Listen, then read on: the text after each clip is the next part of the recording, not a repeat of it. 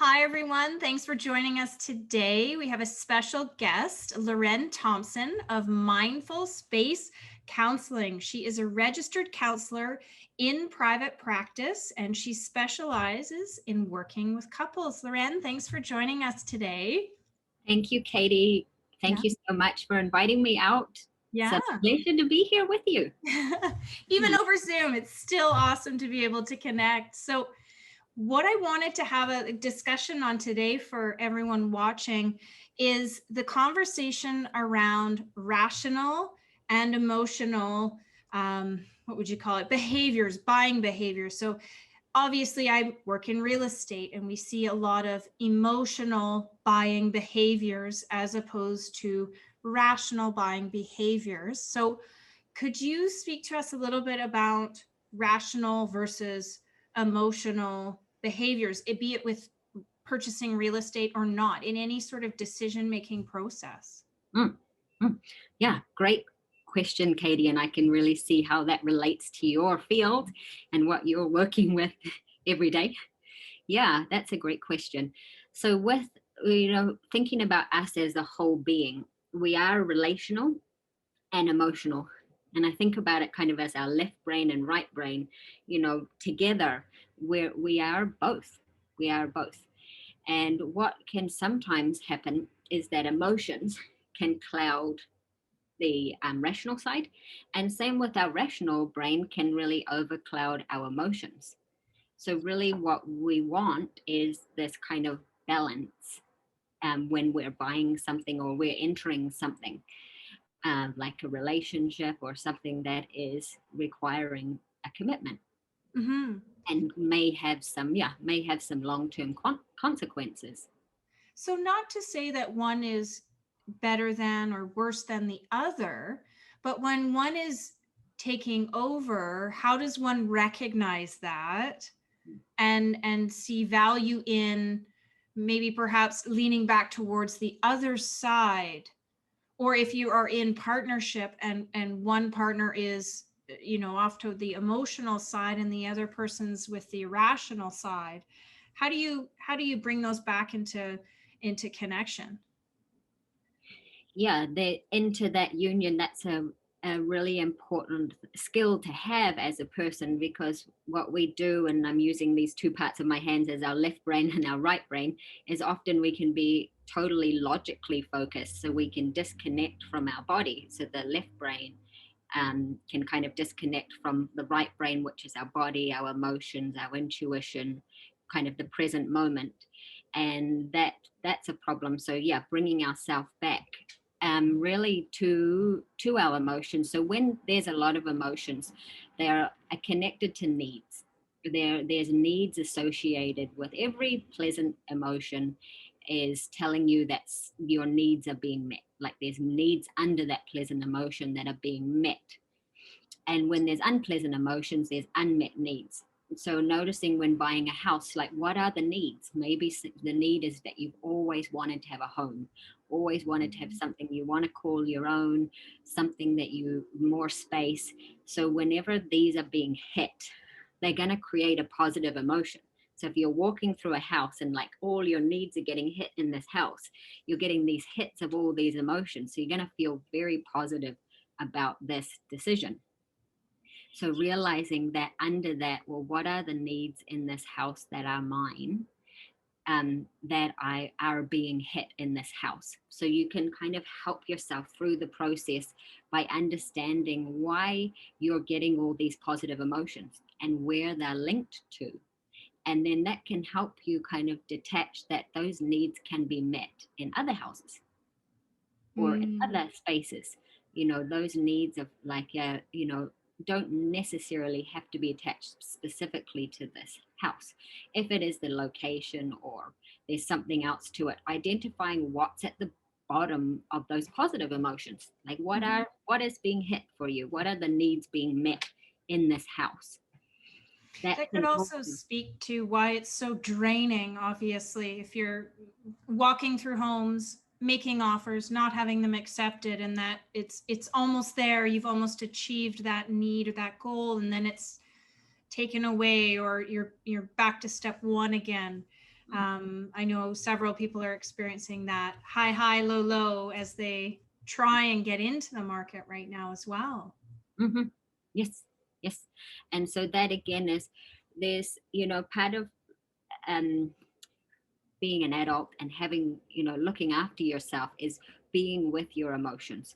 So knowing how to support yourself on those emotional roller coasters. Mm-hmm. So part of losing something that you wanted, there's a grieving, there's a sadness that comes along with that from losing Mm-hmm. something. So it's going through allowing yourself to have those emotions. So having a healthy releases for all those emotions. And Mm-hmm. the worst thing we can do with our emotions is bottle them up and suppress them. Mm-hmm. So the best thing we can do is to allow them to flow, because emotions are purely just energy and motion. Mm-hmm. And they're there to drive us and direct us away from things that would harm or hurt us and towards things that are better for us. Mm-hmm. So knowing why, that's part of emotional intelligence, is knowing the reason for emotions, that they do have intelligence. They are there to say something. They're working for us. They're our body's way of communicating to us, Yeah. another level of intelligence, and learning how to incorporate that intelligence instead of like fighting with that intelligence, or Yeah. not knowing why it's there or discounting it. Really learning how to embrace our emotions and use them for our good. So I find working with someone that's very much in their emotions, sometimes they tune out, or they don't hear the rational side of things that need to occur because they are in that emotional state.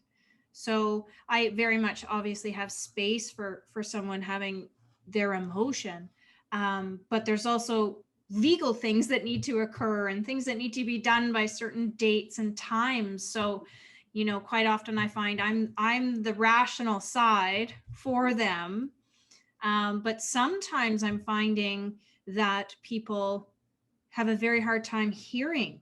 So Mm. how would you approach that? Because that could occur within their, say, partnership, relationship, or with whomever they're working with. Mhm, mhm. Yeah, and in this, the what you're recognizing there is that you're noticing that there's trouble hearing you, and Mm-hmm. certain times there's trouble hearing what you're trying to say, or Mm-hmm. really understand what you're trying to say, and you're sensitive enough to pick up. You pick up on that. So when someone has like their emotions is clouded, often they're in their own thoughts.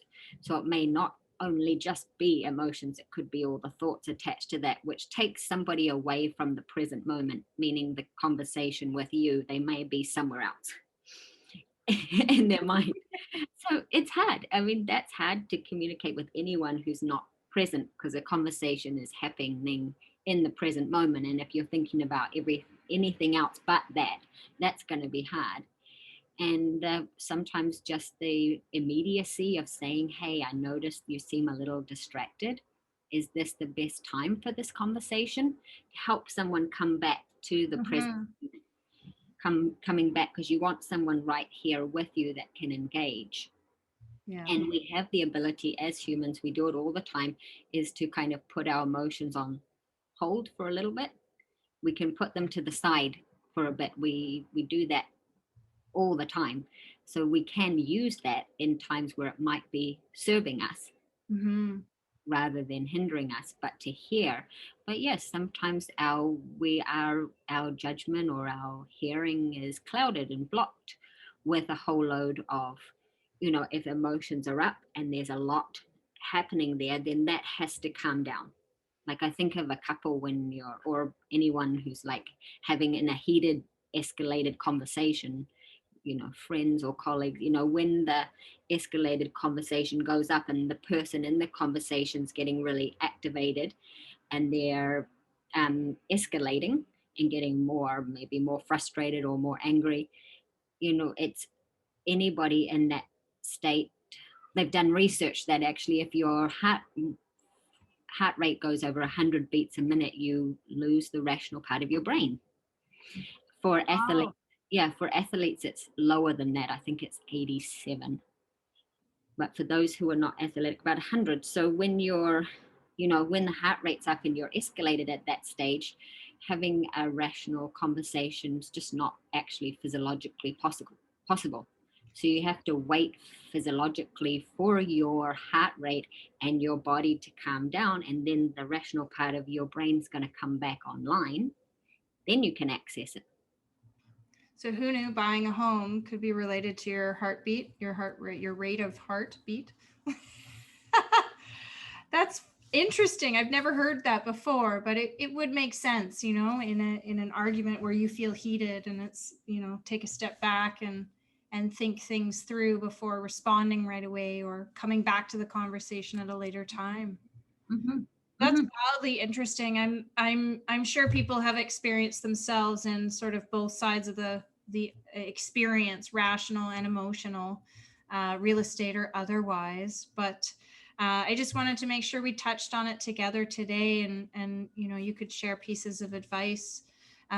Was there anything else that you wanted to share around that dance, or specifically maybe as it relates to couples? Because people can behave or respond differently. And again, when it's your dream home and these conversations are happening, was there advice that you wanted to share maybe around how to do that dance together in partnership, other than obviously working with you, but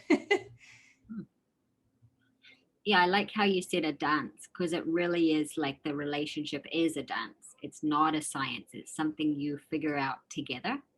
And what often helps is having that personal awareness, or sharing the awareness, like talking together, having that mutual understanding, being curious about where the other person's coming from and wanting to hear their point of view or their perspective or their feelings, and having space and open space in the relationship to really listen and hear, and that each person can feel heard and understood.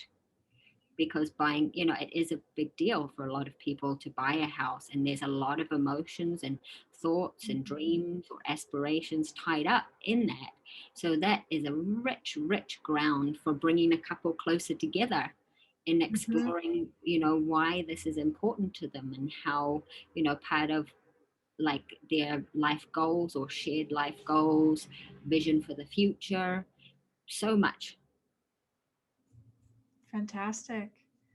Well, that you're a wealth of information. I know personally when I've worked with you and what you've shared with us today. So thank you for sharing in your time and your expertise.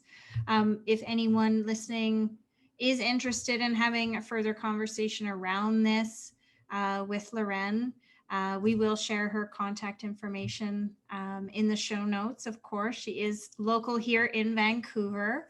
Again, with Mindful Space Counseling in private practice here, and she is a registered counselor. Loren, thank you for taking your time again to talk with us today. I know there's not a lot we can do in a short 10 or 15-minute session. We could record hours of content, but thank you for taking the time today. We appreciate it. Thank you, Katie. Appreciate you.